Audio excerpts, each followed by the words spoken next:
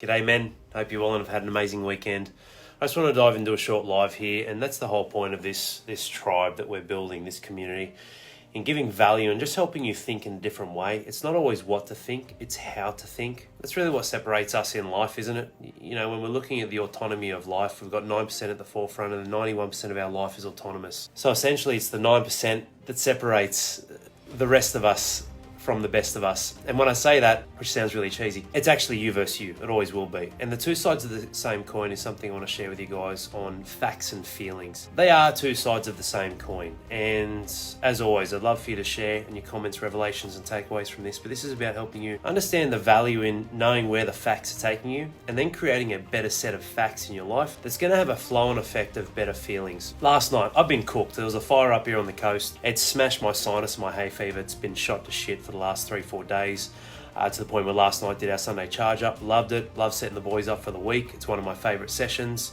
where we do a personal coaching session on the inside with our high performance father program, and we get set. It's a bumper session. I put a lot of energy into it. It's a 50-minute session, and a couple hundred comments. It's awesome. We're getting set. And I was cooked, man. Like I was feeling dizzy, nearly passing out afterwards. And this isn't to paint contrast of Al as a fucking hero. It's about understanding that, you know what, sometimes it doesn't matter how you feel. It's what you do that's more important. And I remember an old football coach telling me this, and I didn't quite really understand it. This was semi-finals football at the time when I was playing. Professional rugby league, we're in reserve grade. I was in reserve grade.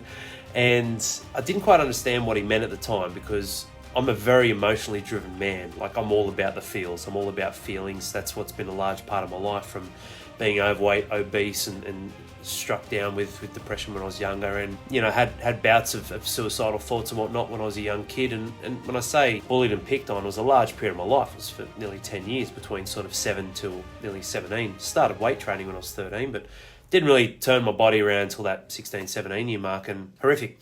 So these are seeds that were planted where I could go for a walk now, and I'm in shape. I'm a fit, strong man, and someone could yell out, "Put a shirt on, fatty," because I live near the beach. And I would still get that little trigger. This is the hard part though, fellas, when it comes to our relationships, our family, our children, our wife. When we're interacting and engaging, a lot of the times we are triggered with emotions that have been built in the subconscious without first getting clear on a set of facts that should rule the day on where we can position our perceptions.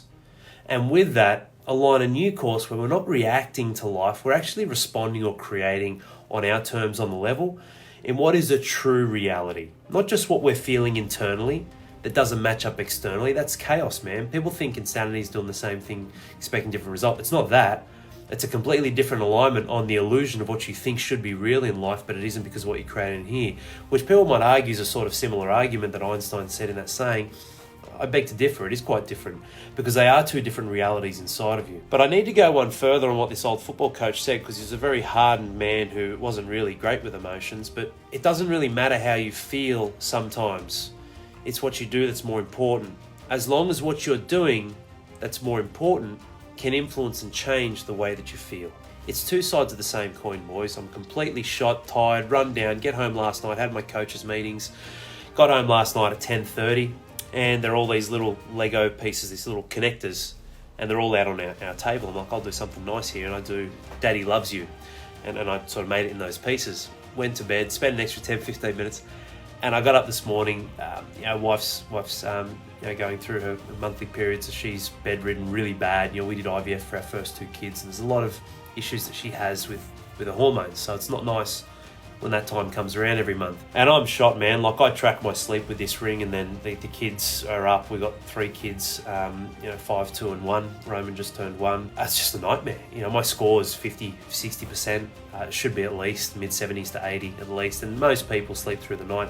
When you look, and I'll post a picture another time, the white means you're awake, and I've got like 8 to 12 of those every day. It's crazy.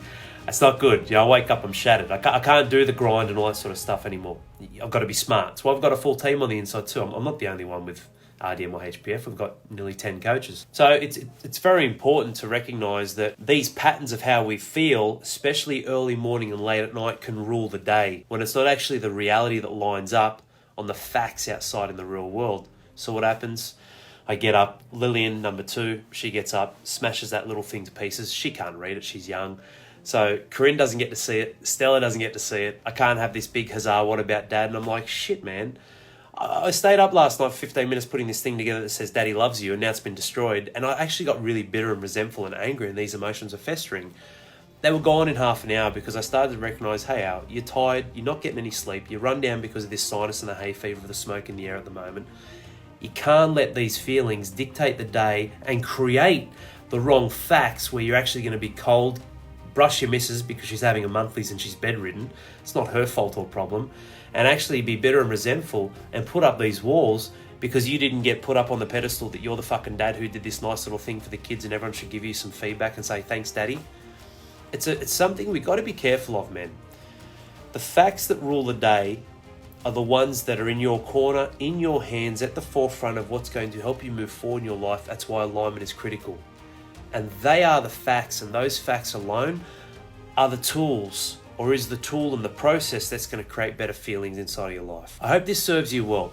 Where's an area where you feel like you've been too focused on the feelings instead of actually getting clear on the facts, which means you've led to making assumptions. You've been triggered, you've been short-tempered, you've lost your stack at the family, at the missus, at the kids, at work, out on site, in the office, doesn't matter. Where do you feel like you've let feelings rule the day when they shouldn't because you needed to focus on facts first? And what are some takeaways you've gotten from this session, boys? I hope this serves you well. Just sharing a little bit of insight into the most when we feel this way, the most times when we're feeling this way is just before bed. It's when we're tired. Early morning, late at night. And when we don't spend time or investing in ourselves, or when we do things with a perceived reward. Everything you're doing for yourself in a way that does have a ripple effect to your family. I did that Daddy loves you little piece with those little Lego bits last night. For me, that was significance for me, with the byproduct being potentially I'd get recognition from the family that Dad did something sweet. That's all. You can't go into life with assumptions or expectations and doing hidden deals under the table. I'm half Italian. I've seen that tear families to pieces, especially on the Italian side, by all these hidden deals.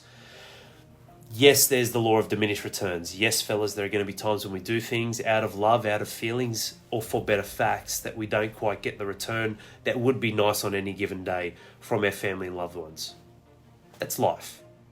It is what it is. It's how it goes sometimes. But ultimately, make sure you're getting crystal clear on the feelings and acknowledging them, knowing they come when we're tired, when we're run down, early morning, late at night, when we haven't invested or given to ourselves. And then we understand where those feelings are coming from, but we can also acknowledge them and then put them in the place they need to by aligning them with the outside world and going, you know what, I'm having these feelings right now and it's not going to be good, whether I'm triggered, angry, short-tempered, pulling away, suppressing, not showing love to my family. It doesn't actually line up with the outside world.